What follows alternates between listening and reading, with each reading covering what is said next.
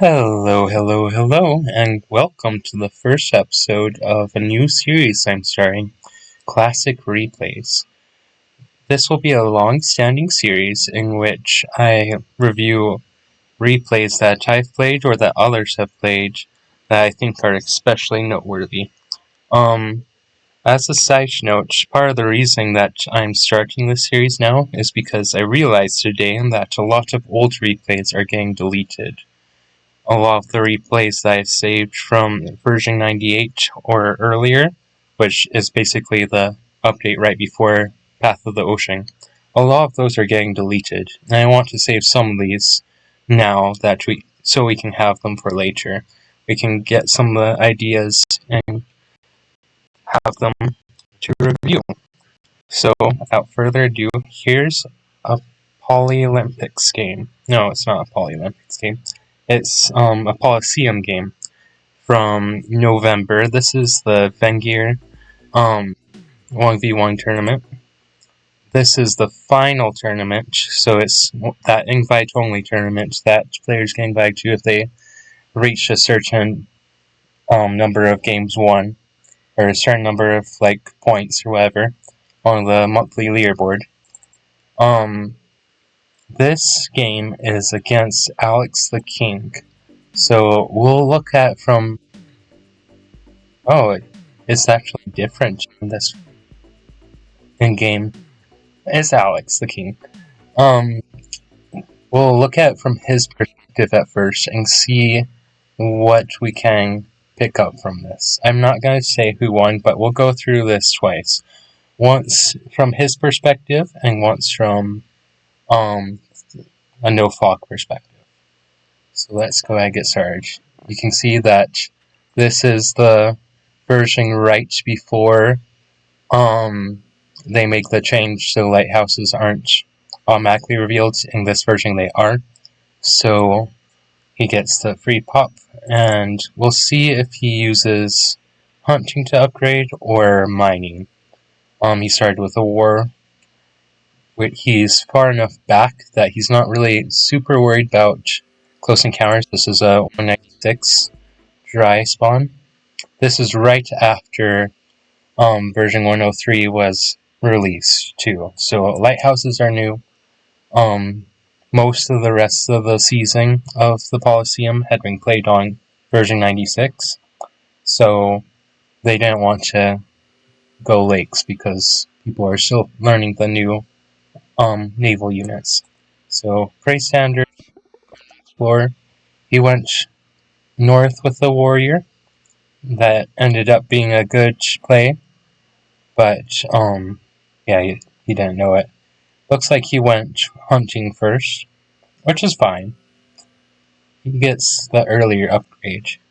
The main benefit usually of Vangear, you want to start with a turn 4 capture, level 2 tech.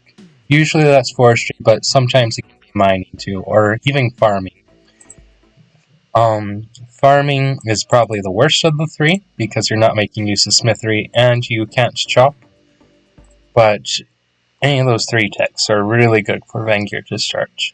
Anyway, so his swords missed the village on the first pass, so he didn't have a suburb, he didn't have the village right next to his capital, which is good as Vangear. You want to be capturing on turn 4. And here we can see that he upgraded first, and that gives him plenty of stars to get forestry for capture. So this is me, the Black Vangear. So I was right here. If we go back to turn 3, this is a live game, by the way. He didn't attack because he knew if I had a warrior, then I could unsiege him.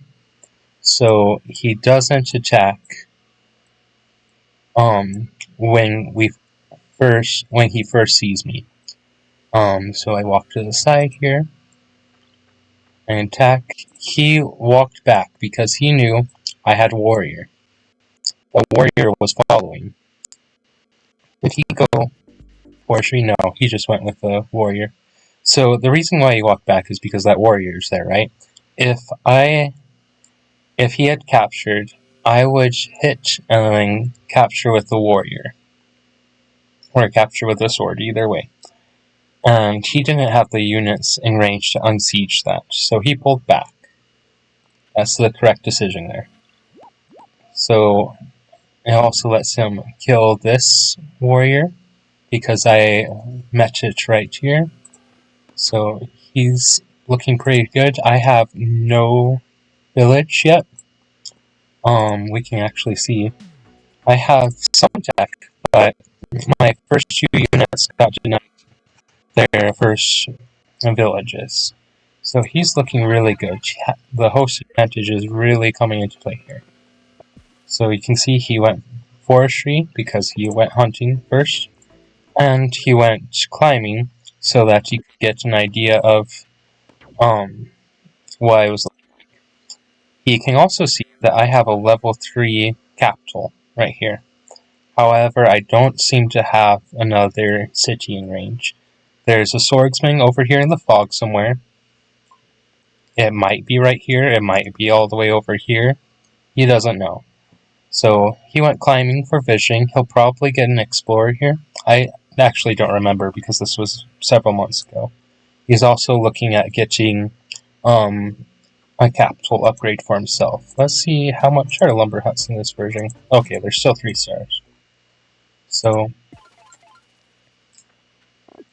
yeah, he just pulls back. He's thinking maybe I'm looking at getting a attack in here, so he's going to defend. I keep my swordsman there. He decides to go and just expand because he has a very stable frontier, and he needs to eco if he wants to have giants to push in. Like, if even though I just have this one city, and he saw that I just got another one, even though I just have those units, or that one city, he still doesn't have enough to push in. This is a lesson that we're going to be looking at time and time again in this replay. It's much cheaper to defend than it is to attack. So even though he has 2 cities to that one earlier, he doesn't have the economic advantage needed to successfully attack. So he expands. See, yep, just standard upgrades. This was a little bit odd to me. He could have gotten a really good explorer. He would get vision on the rest of the map. He would still have decent economy because he can get a workshop here, and he already has some there. Vengir actually has a really decent economy. It's just really slow. So a workshop here, it will help him afford some of these mines later because it can be expensive. But that information that he lost there was really critical. And you can see he's not likely to get onto either of these mountains anytime soon. And he's being really reluctant to actually go explore into this corner. So he's expanding, but he's doing it really slowly. And he's not getting good. And you can see I have the mine, and I got my first giant. So here, he could actually take an explorer. And I think that was the correct decision here, because that gives him a giant with the tech that he's got, because they'll probably find this lighthouse. We'll see what he does, though. So resources, he's doing his level 3s and such first, of course. He doesn't get a border growth here. He doesn't have orc, and so he can't see any farms. And there's not really any forests. These don't have metal in them, so he goes for the pop growth. I don't know that that was the best call, but it sure makes a lot of sense here. So I can't fault him for it. You can see he gets an upgrade, but he got another workshop. He thinks that he's getting this village and that I'm not expanding. So he's feeling pretty good with himself. However, he doesn't really know what I'm doing. He has a ruin, so maybe he thinks that could be an explorer. He also sees that I am pushing, which seems a little premature because my giant isn't in play. You'll notice that I'm pushing away from the giant. I'm trying to bait his giant over here, and he knows that. He also sees that this is a really weak and underleveled, or it's pop capped, so it's underleveled. So he can't just make a unit there. That's why he went with the mass attack. He also didn't get border growth here. That was a mistake. There was plenty of population. He didn't need this giant very fast. Although he could go explore. He could explore with the giant, potentially. Sorry, we also missed the action over here. So I came in and I attacked off the village. That's really important because that means that this can't successfully siege because I likely have another unit. I can sure try. He can sure try, but I probably have another unit there. He also has plenty to unsiege this, even though I'm going to siege it. So, yeah, you can see he just steps aside and pop ring is good. Means that he won't have to use another tech or border growth, although border growth is fine there. The main reason that border growth isn't as good here is because it's not in the front. It's not restricting any rogues play back here. Here and here is potentially restricting rogues from getting used. You also notice that he sent the giant up north. That means that he's thinking he's going to use it to push on this front rather than creating a second front. He is perfectly safe on this front, even though I have a giant here and like some units. However, and I also revealed that I have writing, by the way, so that's what makes this a little bit of a mistake. However, yeah, he wants to try for a capital push since my capital is right there. If he gets that, he'll win the game. However, I think creating a second front with this giant would have been a much safer play, but we'll see how that plays out here a bit. He also just realized that I had a unit here.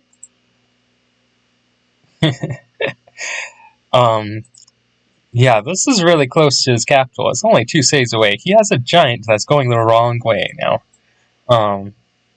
But yeah, so this is actually looking really concerning for him now, all of a sudden, because I wasn't supposed to have this village when I didn't even have that one.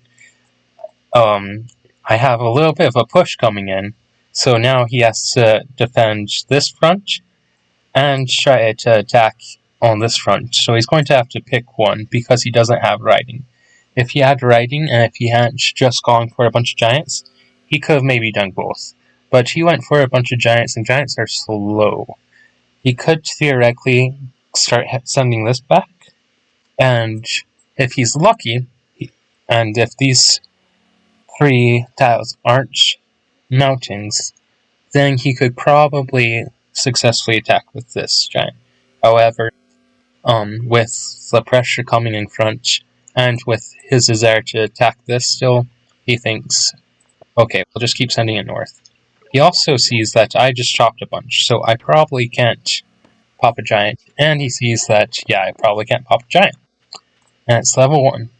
So, he's perfectly fine with this. He also calculated out that, he can unsiege this. I don't remember exactly how he does it, but I think it's with his, I think it's with, I'm trying to remember how he does it actually, because he doesn't have enough swordsmen. He has 2 pop there. Oh no, he has 3 if he chops this, puts like Gay Power or something, and then puts math. Doesn't have enough for math though. I don't know, let's see how he unsieged that. I'm pretty sure he did. You can also see that, oh, he got tech. Okay, so he just used rogues. I forgot, that was my turn. This is his turn. Yeah, so he can unsiege just fine. And now my push. So even without these two giants, he had enough to basically defeat the push. He also sent a swordsman down here, so he's pretty confident about getting this. Or, no, I sent a swordsman down here. So he's not really pushing into the city at all. He's just really going to focus everything to attack this. I also killed his giant, or one of his 3 giants. So he's on a clock right now. He has 4 cities to the rest of the board, however much that is. He really can't afford. He knows I have rogues too. He can't afford a protracted fight anymore because he didn't expand. He doesn't have the resources to win the long fight. Maybe if he gets this village, but this village looks gross. I mean, these 3 tiles are fields. There's no chance of a farm there. So there's like 2 pop from a forge. There's 4 pop total if he gets rogues over there. And that's it. Like, it would take 2 monuments or farming to board growth this. Or I guess math. He doesn't have math either though.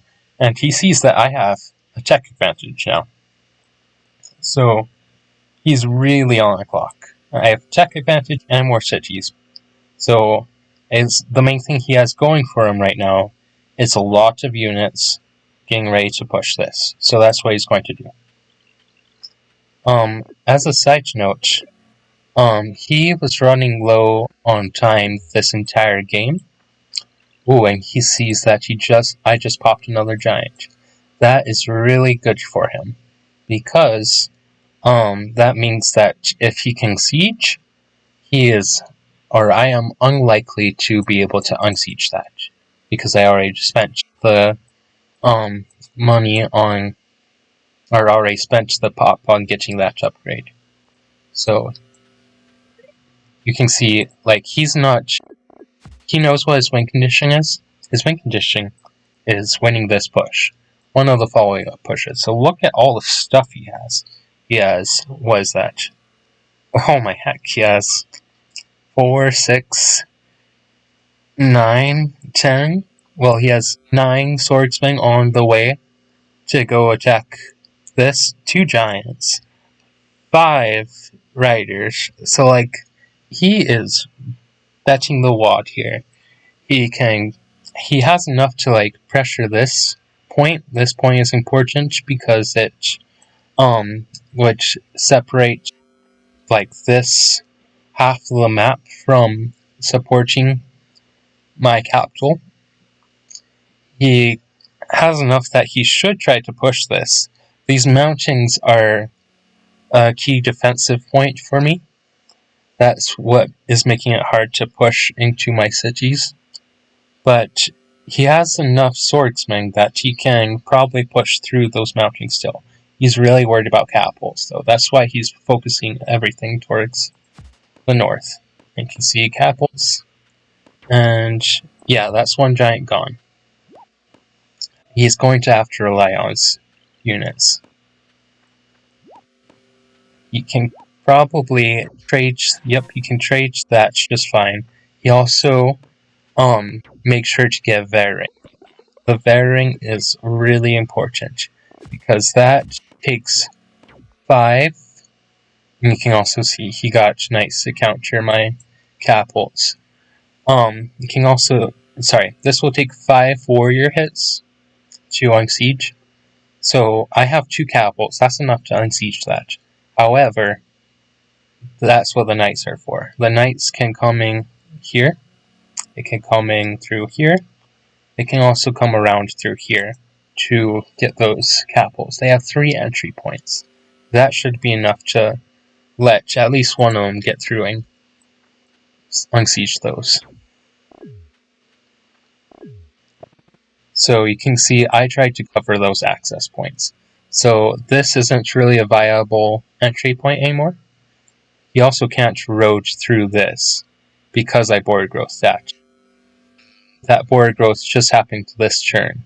So growth took care of that entry point. This giant pretty much took care of this one. This one's the only real one left. So we can see how that goes. Yep, he attacks. He's going to, if I remember right, attack with this and siege with that. He's going to come back around and try capitals as he can. So now he's not only chum blocking with this knight, he has a follow-up theoretically, but he also has a definite siege on this. Like, maybe if I have 2 or 3 knights in the fog, I can unsiege this. But that's what his follow-up is for. And you can see most of his units are wounded from having to kill 2 giants and a couple swordsmen. However, this is a pretty solid siege. He can't siege this one, which is a little unfortunate for him. But, I mean, this city's pop is all used up. Looks like I have most of my road connections too. And it's a level 6 city, so it needs 7 population to unsiege the city. I have level 1 sawmill that I could theoretically use. There's potentially... He can view this village. We'll go into off so we can see what it looks like. So he thinks he can see this village boundary, or sorry, city boundary, so he knows there's no village over here, because, or if there is, that I hadn't claimed it before board growthing last turn. So it's going to take a lot of rogues to connect those, if there are even any.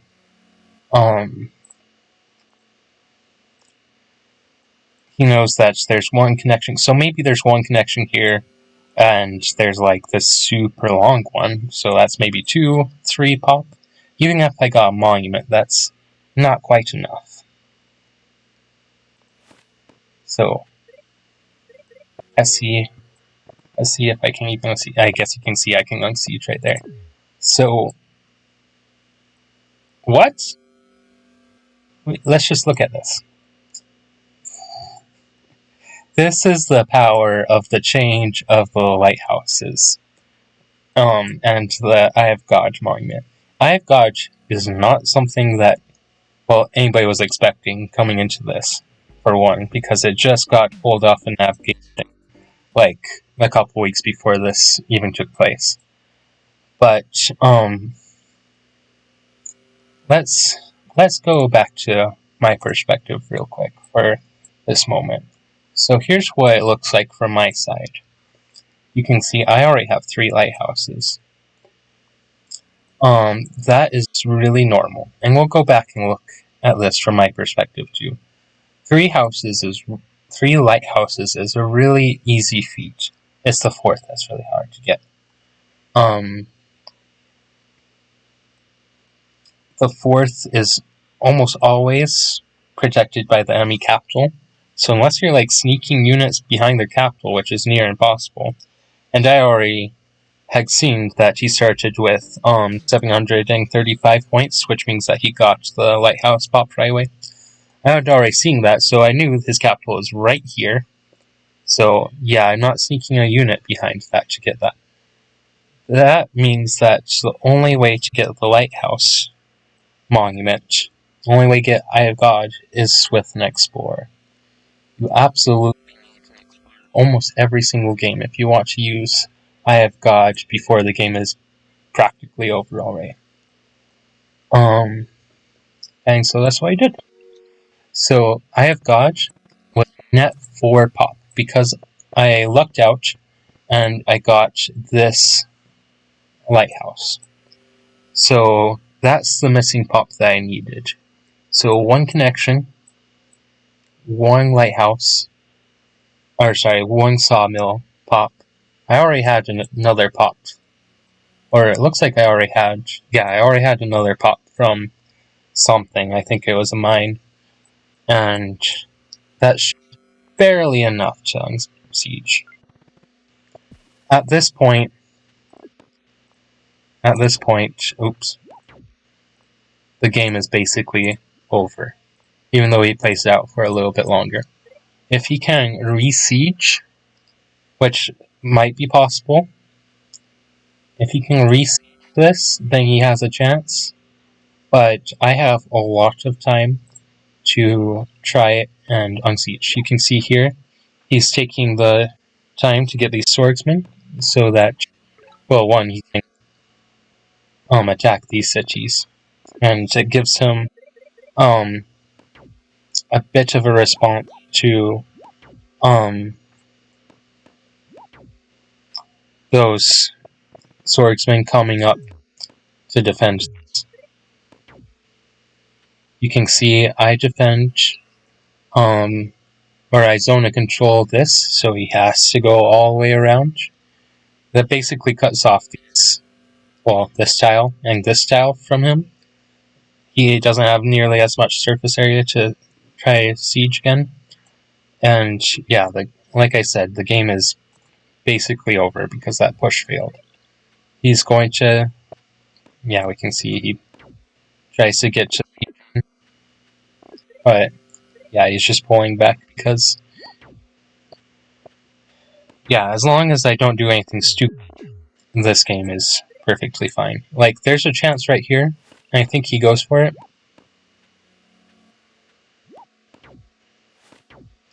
You can see, yeah, he tries to siege again, and I mean, I can just unsiege really easily. He can see it too. So, yeah, I just pull back and then life is good. Yeah, and he resigned. He was trying for that one last siege. Okay, let's go back and let's look at from my perspective. What was I doing that whole time? How on earth did I get to a village down there? And what did this game look like? Like, what kind of mistakes was he making from my perspective? So we'll go over this much quicker. You can see I started with one mountain and two animals, almost like he did, except I had one cured forest. I also didn't have the lighthouse yet. Oh, that's a little bit odd. That's a really odd animation. Okay, so yeah, I went south with my swordsman. So I caught his swordsman right when I was there. So I knew exactly where he spawned because he'd corner explored most of the way there. I figure, or where was my warrior before I did this? Yeah, I pulled it back to come follow. I was originally going to go that way, but you can see I was planning this attack. Which is exactly why he didn't capture it. Once he did that, I figured that he had another unit in range. So I left this in range, then I saw he had that, so I just went for the ruin. You can also look at the ruin balance. Even though he had 3 saves really close to him, and I was second player, so I had this city. He has a city advantage, actually. If we look at his half of the map, so the very center of the map is this tile. Is it that tile? So here, here.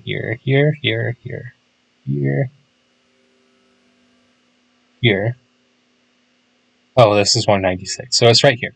So this is the halfway border zone. This is the line. So he has 5 cities, I have 4 on my half of the map versus his 5. He has a city advantage. He also, I technically am just as close to these villages as he is. However, since he's first player, he's closer. But I have the ruin advantage. This is actually a relatively balanced spawn. I had a worse spawn, but it's not as bad as it could have been. This spot brewing made a huge difference because otherwise my capital is way too bare. You can see he's doing what we saw last time, just thinking about pressuring. He has a city here, he has, no, it is a village, or a city, compared to mine. He sees I have climbing. He already would have seen matching the score earlier, and is one of the oddest moves that I make. This village is behind me. I guessed enough of where his units were that I knew he hadn't done much exploring yet, although, look at my fog. Oh yeah, let's look at it from a nice perspective. We look at my fog, there's this metal ruin right here. Or sorry, metal mounting. That sounds like a roller coaster ride. It's metal mounting. So I have pretty good vision here. I could go for this village. I don't have many villages yet. But this is one of the, I think, most powerful examples of skipping a village and like the kind of potential it has. I skip it. Skipping it looked at first glance like it really sucked. Looked like a really bad decision at first. You can also see that he's sending, or I can also see he's sending a warrior over this way. So he's probably going to have a village somewhere around here pretty soon. I keep going south to just try to get the corner village. While I eco, I skipped this closer corner in favor of the far away corner. He also went to the way and got. So I know that his closest warrior is right here. I'm to go east. I also can come pick this up later. I'm trying to get the village that he's going to get. Or I'm trying to get the safest village of his that he was going to go for before he could go for it. That was a tongue twister. I don't even think I said it right. So you can see here, I of course didn't go on the village because that would just let him do the village super easy. I get to Rider. The idea is to either send this giant over there, or to send a couple of riders over there. I have a really low economy. Yeah, if we look at his economy for a second. Yeah, he's at 17. Oh no, he's at 20. I'm at 13 SPT. Come on. We just saw that it was at 13. Yeah, 13 SPT. That's... I don't know what the nice way to say it is, but that's bad. But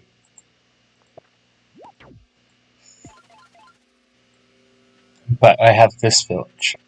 And I can't really go for a workshop here, because I'm anticipating him sending a giant here, and trying to take this. Honestly, him sending the giant, north, instead of to get this village, is probably, like, the move that lost him the game. Which sounds ridiculous, because this is such a village. But,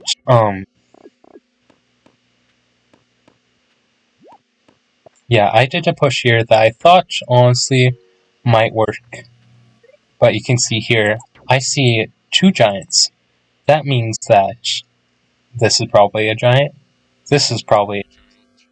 And he sent both towards center. So this is actually a safe village now.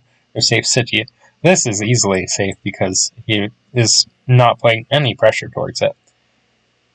He's just going for this front push. So that means that I immediately now know what his strategy is. He sent both giants here. He's not really prioritizing the sides, so these are relatively safe. So that means he's going for a front push, which is defensible. I think I got a math in here too, which is amazing. So you can see here, I'm trying to force out his push by killing his giants and walking or retreating back really slowly. That's a good little micro shortcut to remember. It just takes one rider hit when the swordsman is defended, and like a giant above, I think is like 31 or 32 HP to kill a swordsman. Yeah, I mean, I'm hoping for another village here. But it's not guaranteed. I know that they have a really good um defense. I'm a really defensive player though, and so that's what I'm counting on. So two catapults, and if I put them back here, they're pretty safe from knights. The only downside is they don't do much good unless my opponent is right here knocking at the gates, so I leave them about here. And I get the last ruin over here. I unfog the ruin too, so it's a perfectly safe one. Yeah, you can see, wow, he's doing everything. You can remember. So I kill a giant. Killing the giants is really important. I didn't kill with the giant because he has plenty of stuff to kill my giant with, so I put an expendable unit in the front. I put this giant over here. You can see I'm zona controlling really carefully. So if he kills either of these two giants, these two passes are open. This pass is also open.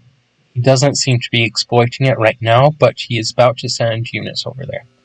I am 8 out of 10 on killer, and so that's what I do, is I cover this one. Again, we're looking at the terrain. We see there's not much you can do to push into here, except through this pass. This is really easy zona control. This mounting zona controls both this pass and half of this one. So, like, just cover that. He didn't get border growth, so he can't control these tiles if I get one. So that's what I do. I effectively restrict this and make this impassable, this pass extra big. So these two cities are super safe because that's the only way to get through with a knight or with riders.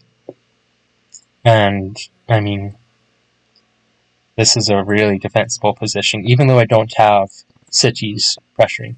So the two components, right, are terrain, passable terrain, what can you road through and what can't you, and how many cities are next to the pressure points. So on this city, I have it and one other support city. He has two cities attacking, so he does have a slight advantage attacking this.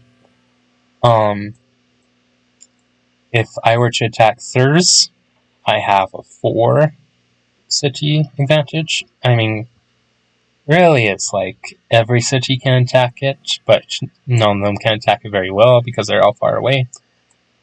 It's more relevant when you actually have touching cities. But yeah. Anyway, yeah, we see the rest. If I remember right, I actually did make sure to save enough. I didn't see a knight at this point. And I don't think he sieged this turn. So that's what that rider was there for. I didn't see any knights, I didn't see a score. I'd been checking the score for a jump. We saw the jump and we saw his unit. So now the rider gets out of the way, or attacks or suicides or something. And I also saw that he had knights, so he could come and attack these. These are vulnerable. So this one is still vulnerable because there's no force. I theoretically could think about spiritualism, but not for a long time. So yeah. It's a little bit safer now. He can't rogue swordsman next to me, so any attack over there is slower. And yeah, he still gets this. So if we look, I saved 2 stars. I have some chops here. That was for flexibility, of course. So this needs 4 rogues, so that's 12, right?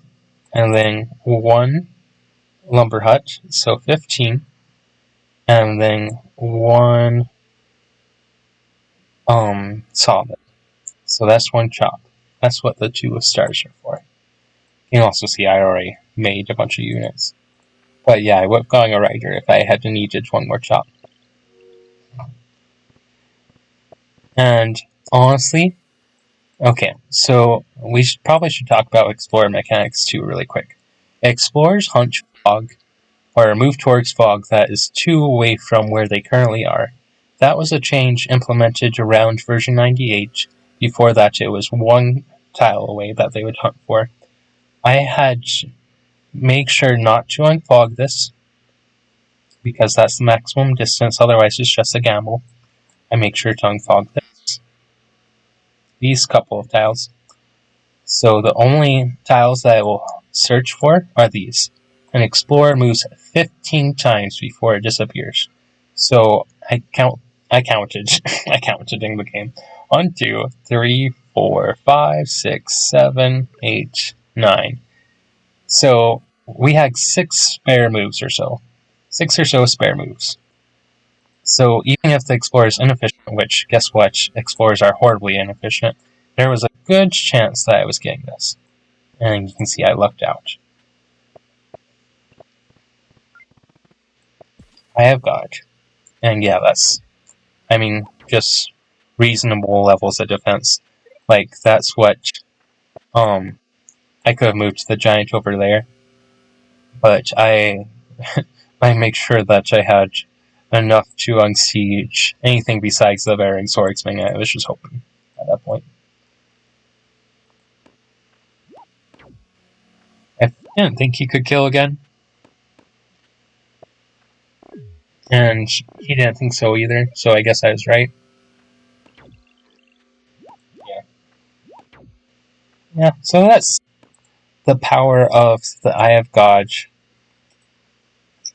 And you have to remember, on Fog 3, and then try to explore as close to the last one as you can. And use an explorer to unfog the last one. Defense is much cheaper than offense.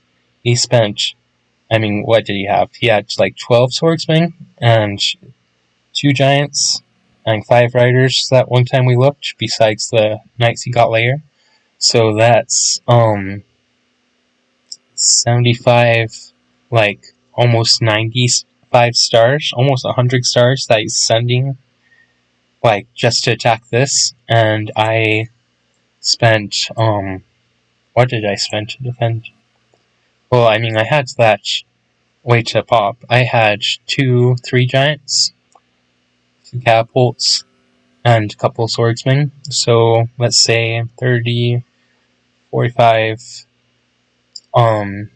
16, what is that? 61 stars or so. So I have like a good 30 stars fewer than him to unsiege. And I'm still able to unsiege just fine with 20 more stars. So I'm still spending less, a lot less than what he was to unsiege my city. Defense is so much cheaper than offense. And yeah. Anyway, this was a fun game. I really enjoyed it. Next time we'll be looking at a game that I played in a different tournament. It was a 2v2 tournament called Pro Cup, and I was playing it with a good friend of mine, Ikidime. So we'll look at that next time. In the meantime, thanks for watching. Be sure to like and subscribe so you can get more cool videos. Well, hopefully they're cool and not just lame. And we'll see you in the next one. Bye!